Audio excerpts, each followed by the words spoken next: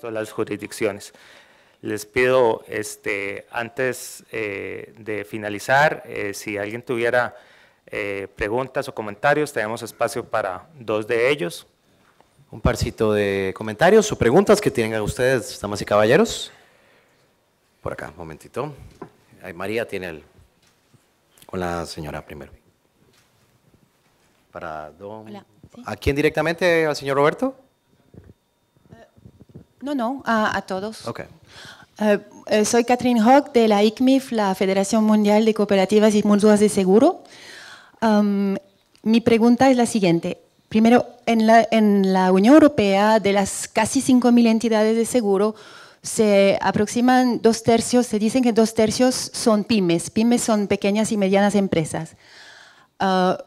Con el tsunami de nuevas normativas que está llegando para prevenir una gran concentración del mercado, por lo menos en Europa, me imagino que sería igual aquí, quisiera saber que esa concentración no sería beneficiosa para el consumidor, que los supervisores quieren proteger con las normativas. Quisiera saber cómo se aproximan a los principios de proporcionalidad y de materialidad. Muchas gracias. Gracias. ¿Alguno de ustedes, caballeros? No, Roberto, no sé. ¿Cuál de las personas quisiera hacer el comentario de ustedes? Por favor.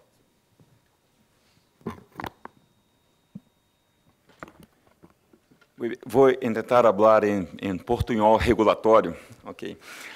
Em Brasil, obviamente, é uma preocupação maior de Brasil que o princípio, não somente o princípio de proporcionalidade, claro, se estamos aderentes à EIOPA em termos de equivalência, vamos a platicar o princípio de proporcionalidade, mas também entendemos que o desenvolvimento de mercado de seguros deve contemplar as empresas de nicho e normalmente os grandes conglomerados não se prestam a essa atividade. Então, é muito importante que o órgão regulador apoie as pequenas e médias empresas em termos de suprir a los consumidores os produtos que consideramos os produtos nichados. Então, é muito oportuna a sua colocação e é ponto de atenção de SUSEP.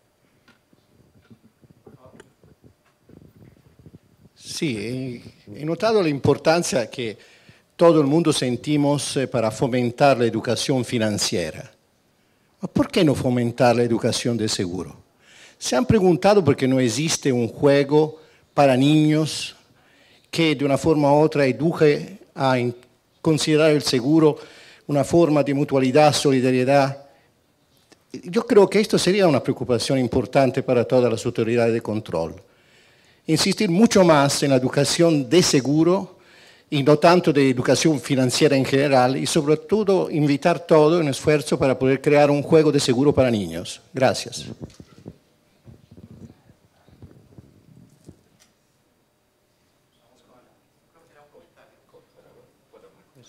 Es muy buena reflexión, yo creo. De hecho, en España la educación financiera incluye también la educación aseguradora. Entonces, tenemos en nuestra página web un link directo a este proyecto de educación financiera que hacemos coordinadamente con el supervisor de entidades de crédito, Banco de España, y con la supervisión de las sociedades y agencias de valores y los mercados de capitales, que es la Comisión Nacional del Mercado de Valores. Pero, desde luego, es una reflexión muy interesante y la verdad es que estoy totalmente de acuerdo. Los productos aseguradores por obligación en muchos casos y en otros casos por necesidad y por las abundantes ventajas que proporciona a quien lo contrata, pues están en la vida de la gran parte de la población. Así que pues sí es muy útil que estén adecuadamente formados en esta materia y que, por supuesto, una buena formación creo que va en beneficio de la supervisión y también de las compañías. Es una reflexión buena. Gracias. Para adicionar pequeno comentário, nós estivemos na Argentina e vimos que lá tiene já juegos para seguros, muy buenos, por sinal. Em Brasil, nós temos juegos para os bancos, para os instrumentos financeiros, mas eu gostaria de falar de uma experiência que hicimos em Brasil. Nós produzimos uma peça de teatro que é muito lúdica, que é voltada a niños, a crianças do ensino fundamental. E o sucesso foi absoluto, porque esta peça é levada às escolas, com uma linguagem evidentemente adaptada para as crianças e os niños, e depois da atividade teatral há debate entre os niños em que se explica os conceitos de seguros, e o sucesso foi absoluto. É uma ideia que eu recomendaria a todos os países, e se quer também mirar a experiência brasileira, teremos muito prazer em compartilhá-la. Gracias. Adicionando un poco rapidísimo el comentario, soy Arturo Morales de AIGE. En México, por ejemplo, existen lugares específicos para juegos de niños en donde se hacen pues, réplicas de ciudades y actividades de grandes para niños, en donde los niños juegan a ser grandes, a hacer pizzas, a ser bomberos, etc. Y empresas aseguradoras cooperan para que estos tipos de juegos vayan enfocados a la cultura de seguros para niños. Por decirles algún ejemplo, que se quema una casa o existe una inundación en una casita que está ahí previamente modelada, y dicen, no te preocupes, aquí hay una póliza de seguro, entonces ve y vas a la aseguradora, le dan dinero falso y bueno, ya se compran y hacen su nueva casa, ¿no? El equipo de bomberos tiene el logotipo de la aseguradora que lo está sponsoreando, en fin. O sea, esto se puede replicar también como una muy buena idea para el resto de Latinoamérica. Es un comentario. Y una pregunta fundamentalmente, rapidísimo para Francisco y para Sergio. ¿Cuáles son los puntos de no coincidencia entre Solvencia II España y Solvencia II en México? Gracias. Pues yo creo que así a bote pronto diría que no hay muchos puntos de no coincidencia. Yo pienso que el esquema en materia de cálculo de provisiones probablemente en el tipo de interés de descuento, la aplicación de los márgenes de riesgo no es igual. Si yo no recuerdo mal, y con todas las precauciones, porque no soy un experto en la norma mexicana, pero sí la conozco, si yo no recuerdo mal, la normativa en materia de descuento de provisiones técnicas no es exactamente con un tipo de interés de riesgo al cual se le añaden, si la entidad está realizando un casamiento, un margen adicional, la existencia de un ajuste por volatilidad.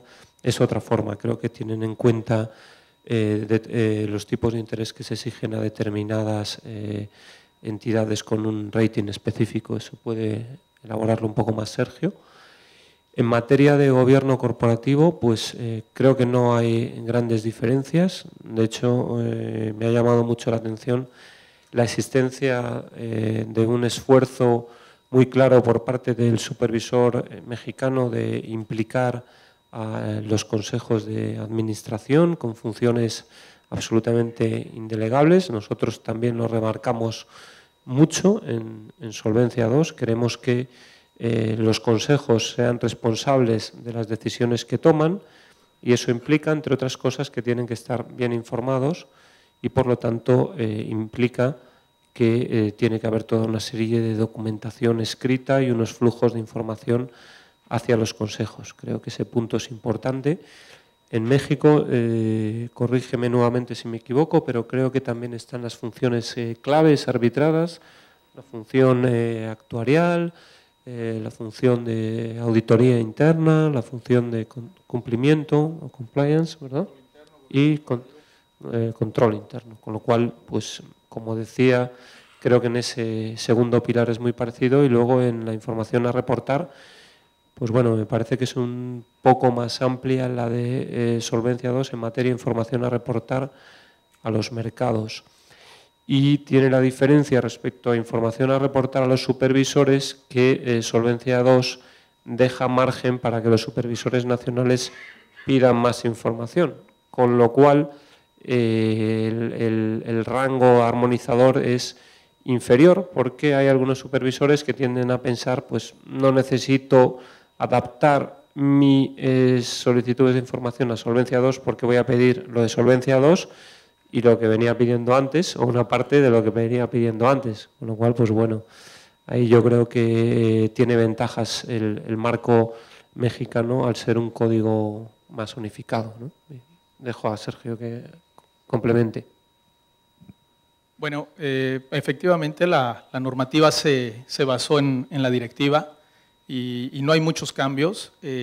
Ahorita comentabas de la revelación de la información, nos basamos en IOPA, se plasmó, hubo comentarios, como te decía, de los sectores y sí hubo una simplificación, ¿no? Son dos mercados distintos, hubo ajustes, pero básicamente es la misma base. En gobierno corporativo también pues están las 5 funciones. Reportes tampoco hubo grandes cambios, pasivos obviamente estamos alineados. Si acaso en la parte de activos probablemente un detalle en la evaluación de los inmuebles, nosotros todavía mantenemos el tema de los avalúos y no por índices, pero bueno, pues es un tema incluso local, ¿no? Nosotros también lo estamos ahí debatiendo con el sector, pero mantenemos esa posición. Pero en términos generales te puedo decir que son prácticamente homogéneos, ¿no?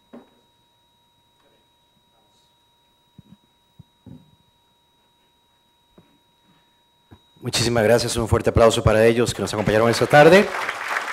Gracias, señores. Obrigado.